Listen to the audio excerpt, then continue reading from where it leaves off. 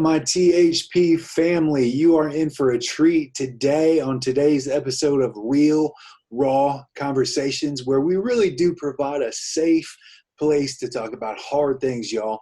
And hey, if you're a first-time guest with us today, we would love to get to know you. Would you text the word welcome to 843-233-9684? But like I said, you are in for a treat today. We've got one of my very good friends. He's been a part of the ministry for a long time. And like I said, he's become like a brother to me, and I'm just super thankful to have him here today. His name is Nathan Todd.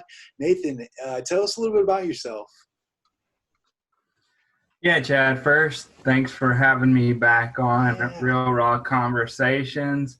And before I say anything, I just want to remind everybody, if you're coming to the YouTube and you're seeing this, make sure and give a subscribe, hit the little bell, because there's great conversations that happen on a weekly basis. And if you're watching on Facebook, make sure and give a follow to the Facebook page. So my name is Nathan. Yeah, absolutely.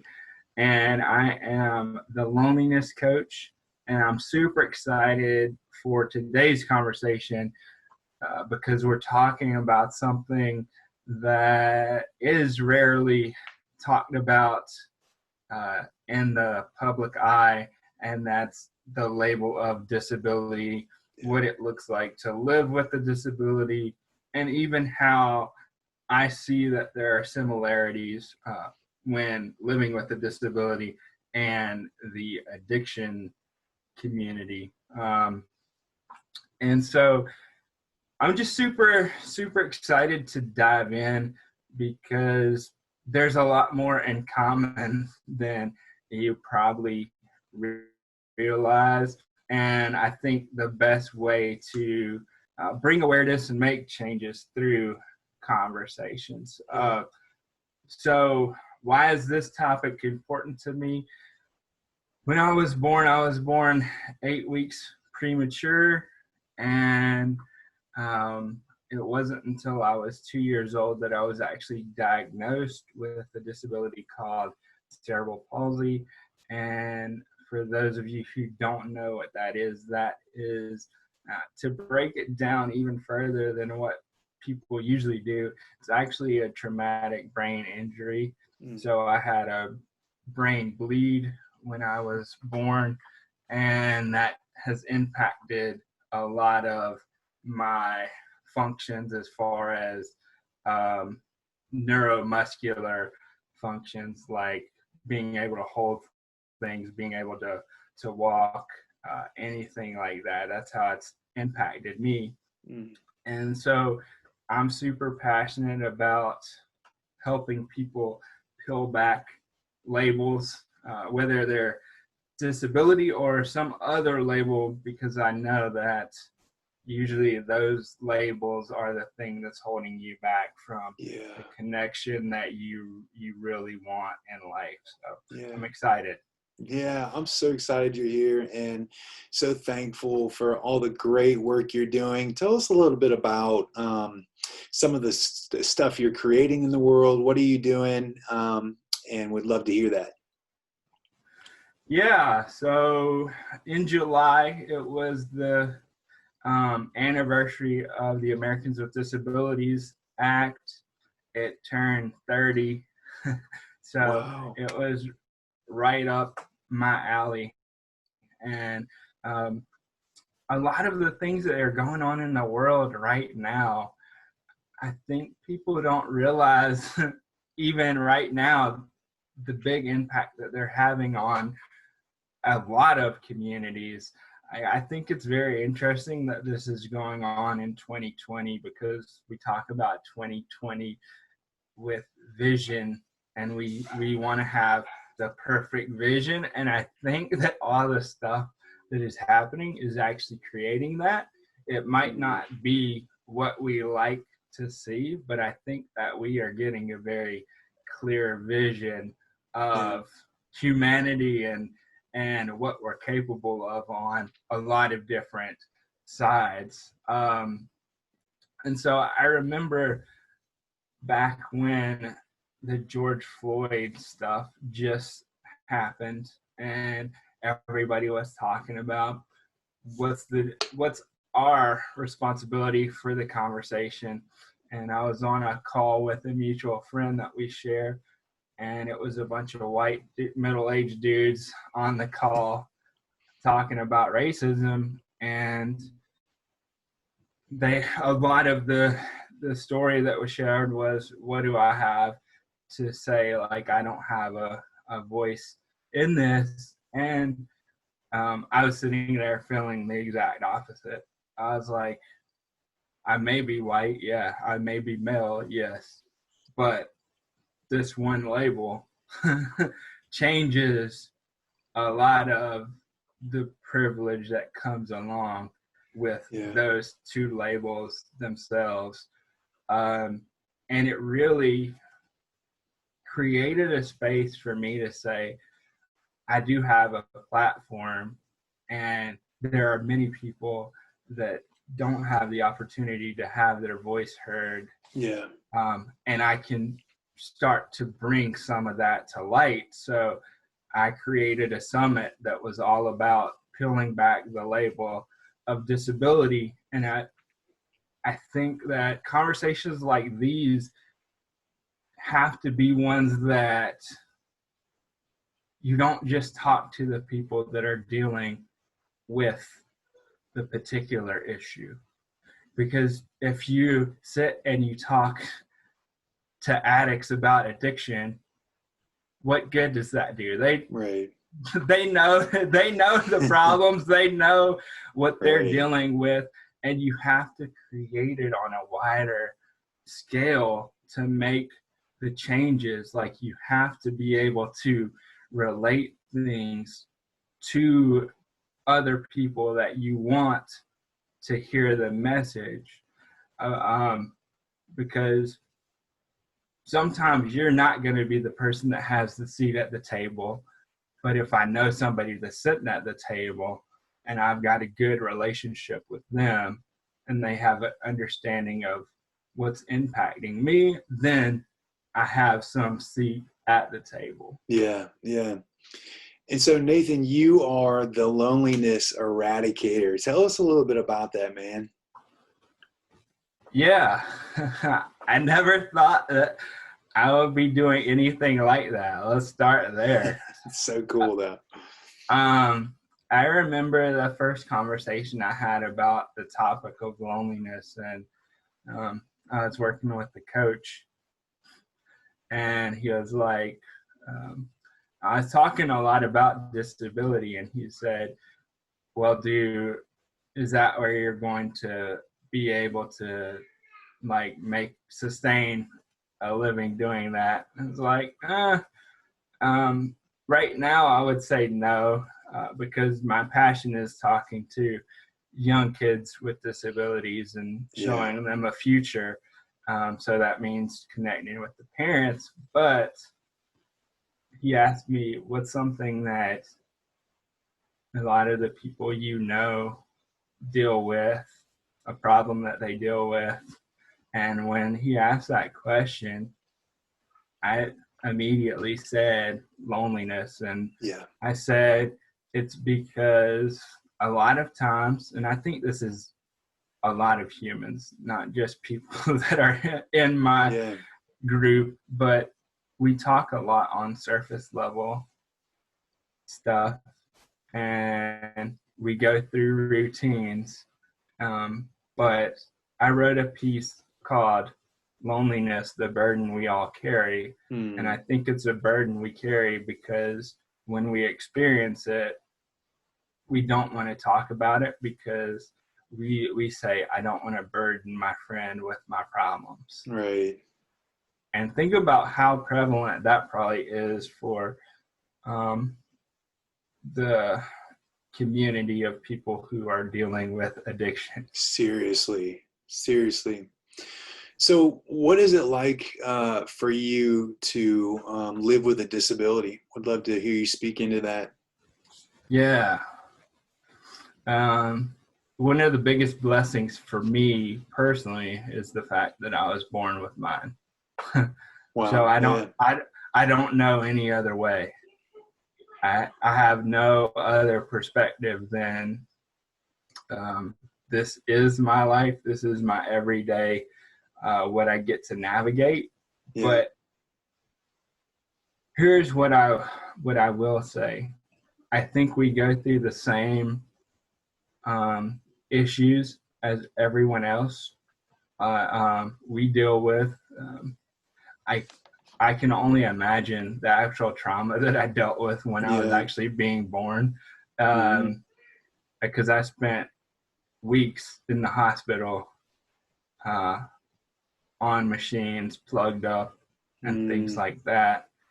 Uh, but probably the biggest thing that happens on a regular basis is people make assumptions about my intellect Yeah. based on a physical characteristic that they see. So everybody assumes that I don't know what's going on a lot of the Mm. time. Um, One of my favorite stories to tell is I went to go buy a brand new bed, and it just so happened that my mom went with me to check it out. And Yeah. the whole time, the salesperson was talking to my mom Mm. until she said, "I'm not here buying the bed. I don't know what he wants." Right. Um, and even after my mom said that, the lady still talked to her instead of talking to me. And this is not the only time that that ever happens. Oh, I Um, hate that, man. and I remember I have this thing called the angry disabled person syndrome that I talk about. And it's the fact that because things like that happen when we don't necessarily have the tools to deal with that, we can lash out very easily Yeah. and be seen as an angry person. Um, but in this instance, I was not aware of that at this point, and I remember swiping my card to pay for everything, and I looked the lady dead in her face, and I said, "Well, I hope you enjoy my money." Wow. Yeah. Um, and I mean, that happens at restaurants a lot.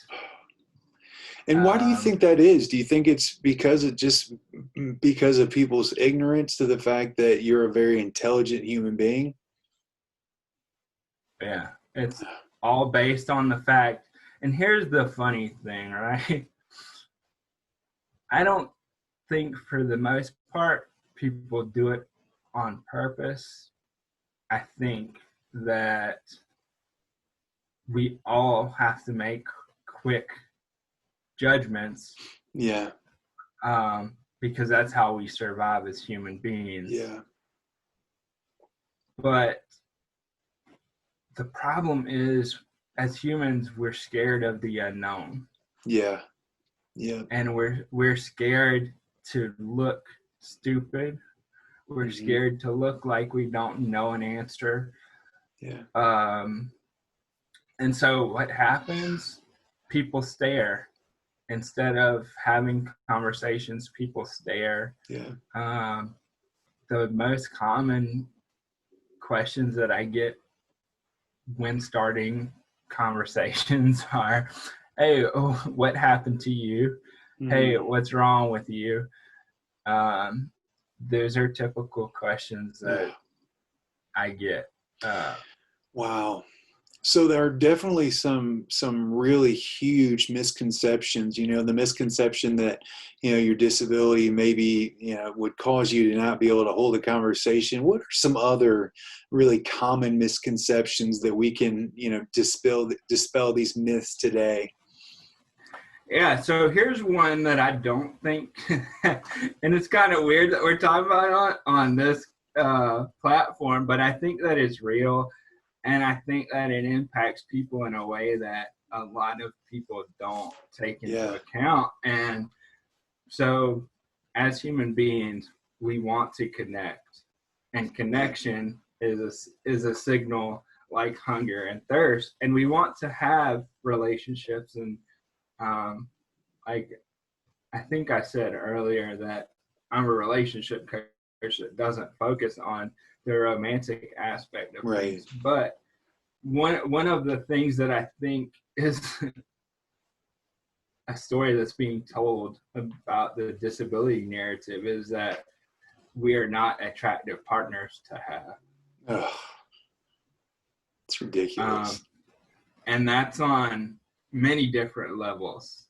Yeah. That's on the actual physical attraction piece of things. Like, we're not shown as sexy characters on TV. Yeah. We're not shown as people who are love interests on TV. And I think it's also the misconception that's been going on for a long time that we need to be taken care of. Like, yes, there are specific needs that people have, but right. We all do, though. Yeah. Mm-hmm. You know? So, what labels do people use when it comes to disability? All right, I'm going to get the most controversial one out of the way, and I'm going to say this very pointed, and if people don't like the fact that I said this, I can't do anything about it. But I This think is real raw. Yeah, I think one of the biggest labels, and it's still being used, and it's not a good one, but like using the word retarded. Yeah. Right? We use that to mean something stupid. Yeah. Like, let's be real. That's where most people use that. And that's labeling a whole group of people in a negative light. Like, it's just not, that's not a true representation of somebody with an intellectual disability or with Down syndrome or whatever word, why you use that label, but that gets used a lot. Yeah. I also think that the label of being slow Yeah. happens often. Like, that's when I think a lot of people don't want to say, oh, he's got a disability, she's got a disability. They say, oh, he or she is slow. Yeah. Let's see, what else? I think that, I mean, just the label of can't happens a lot. Like, everything gets labeled with that first. Like, that's what we lead with. These are the things that they can't do. Yeah. And so if somebody's, or they're not normal. Right. If somebody's watching today and maybe some of the words you used to label people with disabilities have come out of their mouth, and maybe they're feeling some conviction right now, and they're like, oh, wow, I'm learning so much. What would you say to those people that have those common misconceptions of, people with disabilities being slow, or calling them one of those horrible names? What would you say to that person right now? First, have a little grace for yourself. Like, things can't change without awareness. Yeah. And if you didn't have awareness up until this point, now you get to make a choice. Yes. Now you have a choice to change so good how you communicate the narrative of somebody with a disability.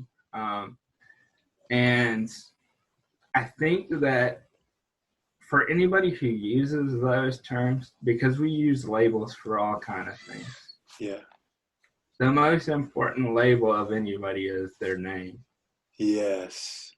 So good. Why don't you stop and ask somebody their name? Yeah. And start a conversation that way. And be open to listening. Because disabilities impact us in all different kinds of ways. So there are people that have disabilities that impact the way that they process things. Yeah. There are people that have disabilities that impact the way that they're able to speak. Yeah. So they may be a little slower in being able to speak. It doesn't mean that their mind is messed up and they don't know what they're wanting to say. So have a little patience when you have those conversations. Yeah. And one of the best things that one of my guests just recently shared, he said, I wish people would actually ask about the type of help that I needed. Wow. It's so ironic that you say that, because my next question for you was, do you ever wish like maybe people would be a little bit more childlike when it comes to just saying, hey, what's going on with you? Tell me about it. I want to get to know you. And because I've seen, with my daughter, she's very curious and she wants to ask questions. Yeah. And I'm like, maybe if we had some of that as adults, maybe, life would be a little bit easier and we wouldn't be so ignorant, Does that make sense? Oh, dude, yeah. Children are the best people They to learn are. from. Because they'll ask those same questions, but just in the energy that they're bringing to that question, they have no clue. They're just wanting to know. Yep. And like that is the most important time to change how someone views something. A lot of times when kids come up, you have two responses from parents. They either let the kid ask the question or they pull them away and you hear them, don't ask that, don't say that. Yeah.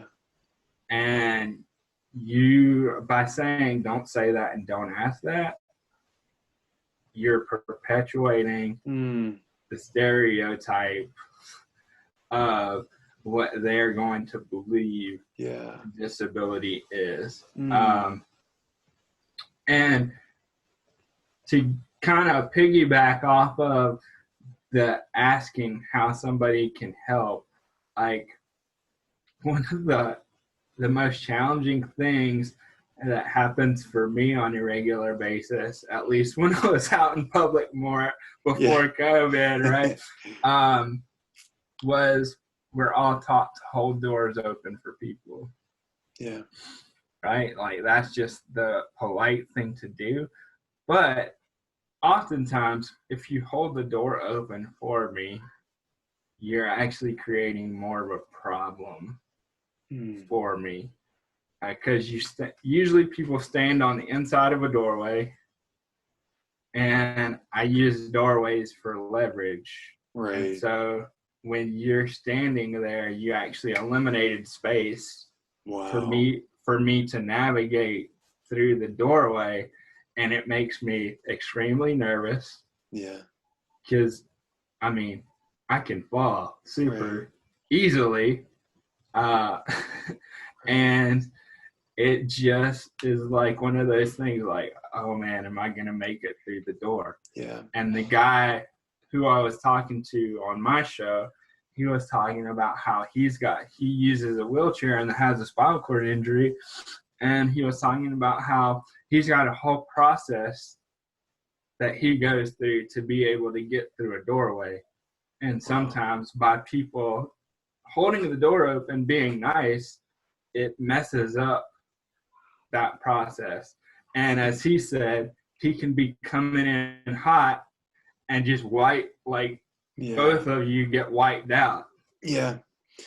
Well, Nathan, I've got a confession to make. So I was in a store about a month ago with my daughter, and there was a pretty little girl in a wheelchair, and my daughter had never seen, I don't think, anybody in a wheelchair, and definitely not a little girl. And my heart just breaks. I see a little girl in a wheelchair and it breaks. And my daughter instantly says, she asks, what's wrong with her? And she says it loud enough to where I'm getting nervous. And I say, she has a disability. She's okay. And she tried to go towards her and ask her questions. And I stopped that because I didn't want to embarrass the little girl.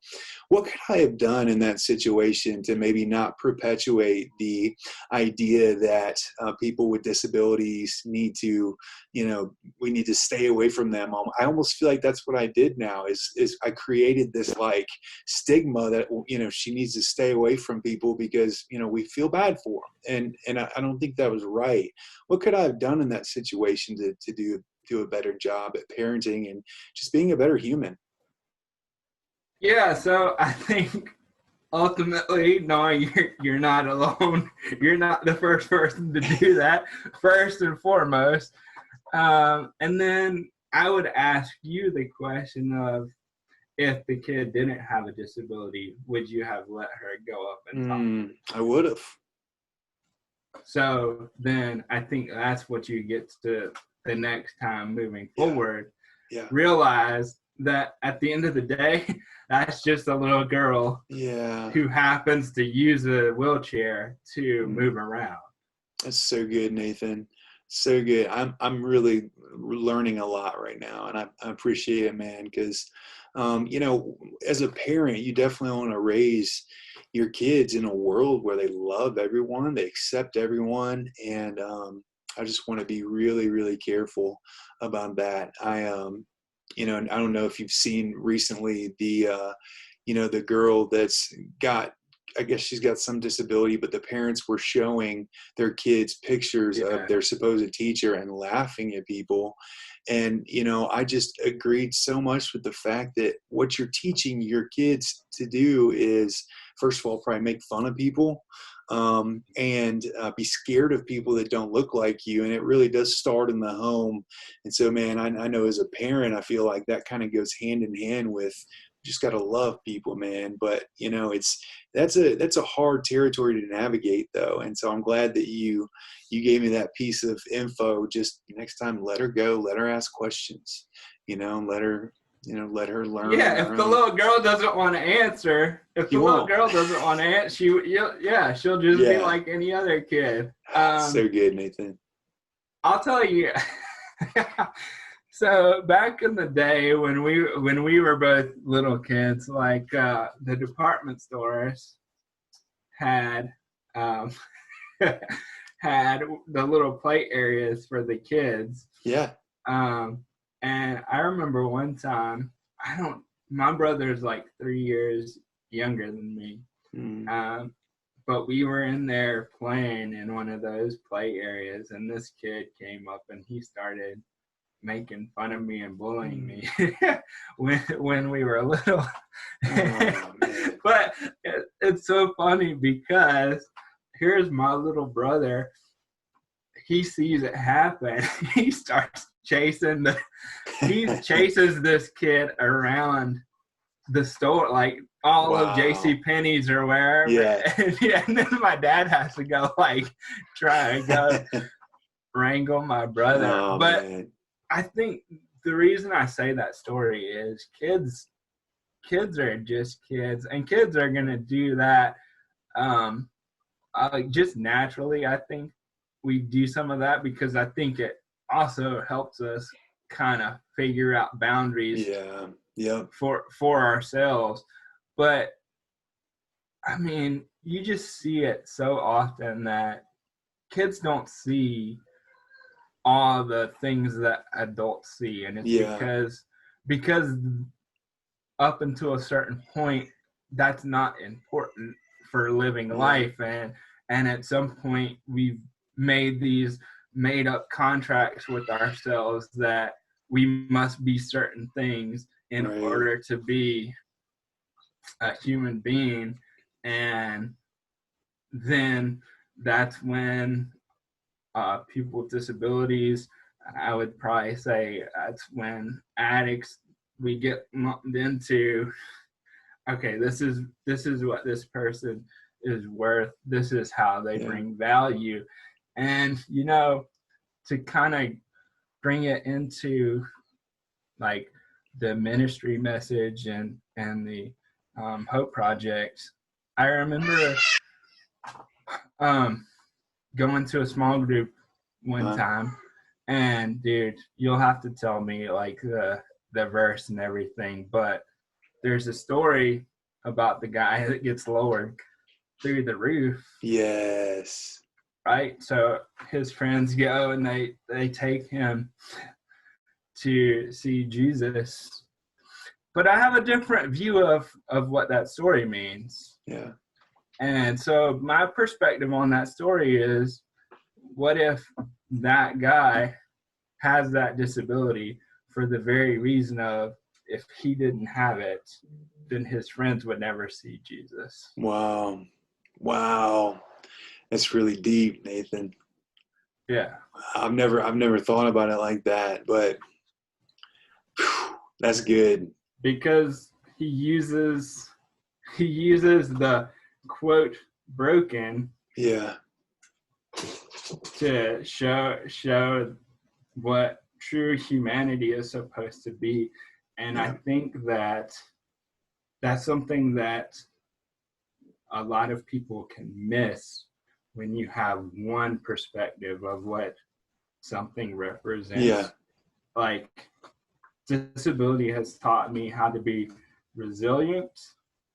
It's taught me how to be empathetic. Yeah.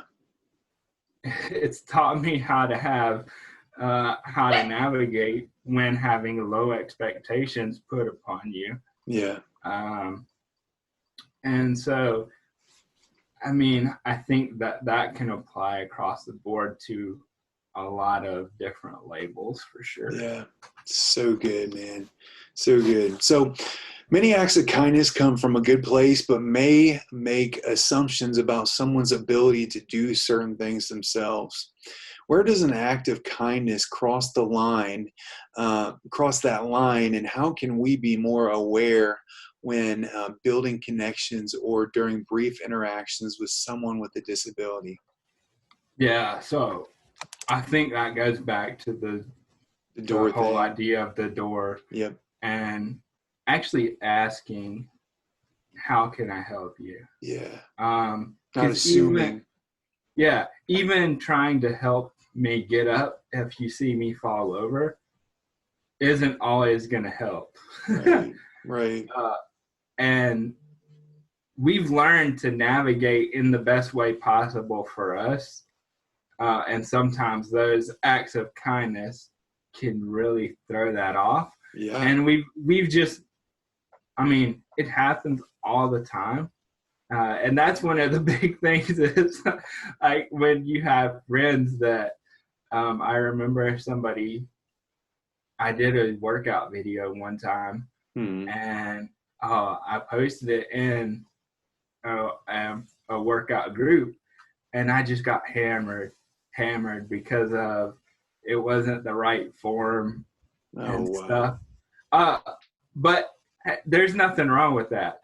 I knew that going into it, because there are things that I can't do in the way that you're supposed to.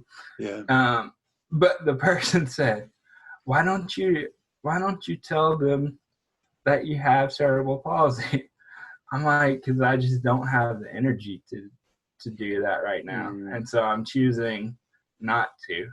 Yeah. By them telling me I could have better form, it did nothing.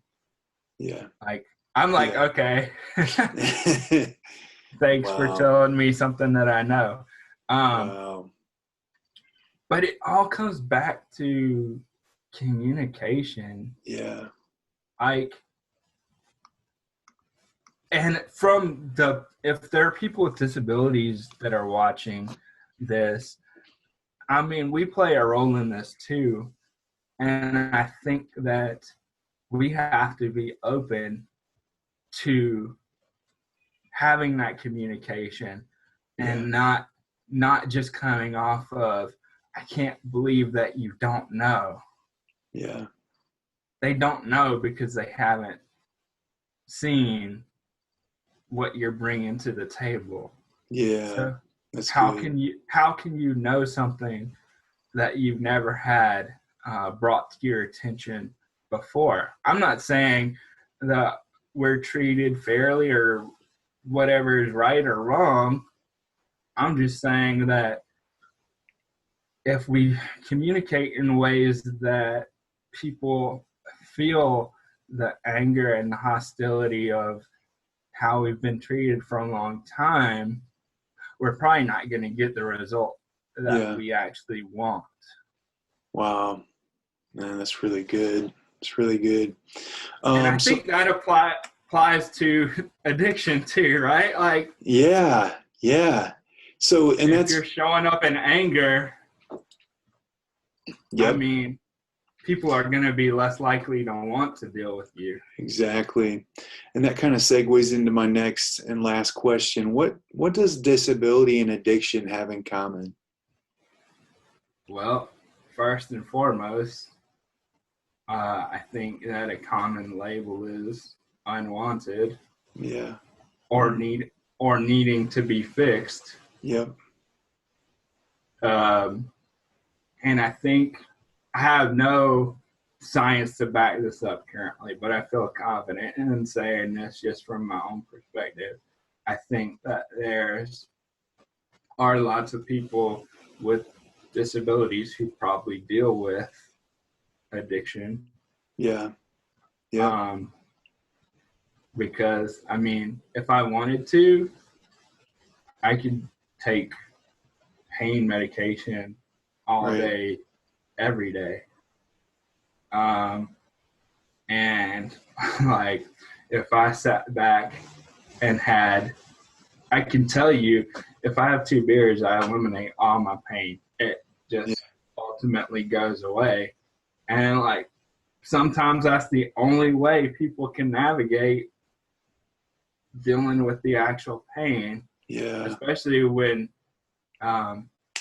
not everybody's got health insurance. Right. So you learn to navigate with the options that are available to you. Yeah. Mm. Wow, man. And I think that's a big similarity, but I think you and I could talk in a whole episode about the similarities between disability and addiction. Because Yeah. I just, the more and more we talk and about these issues, I'm just like, gosh, we are just we're the same person, and so it's really cool, man. Well, do you have anything else you want to share with us? Yeah, I would just say, like, there are 3 things that I tell people to do. And that's lead, love, and listen. Yeah. And so you have to lead yourself to lead others. You have to love yourself to love others. And you have to be able to listen to yourself to listen Yeah. to others. And if you do those 3 things, I think you'll be able to find more connection and more understanding in your life. Oh, it's so good, Nathan. And we're going to go ahead and flash up right now how you can get a hold of Nathan if you're looking for a great coach, or if you want to connect with him on Facebook or Instagram. He's also got a great show, a YouTube show called I'm sorry, I don't want to mess it up. What was the name of it again? No Label Live every No Label Friday. Live, yes. And it's so good. You need to check it out. So connect with him through any one of these links that we're flashing now. And man, thank you so much, Nathan. I've learned so much today, and I know that this is going to bless our viewers. This show, Real Raw Conversations, has been a production of the Hope Project. And remember, at the Hope Project, we are a safe place to talk about hard things, y'all. We love you so much, and we'll see you soon.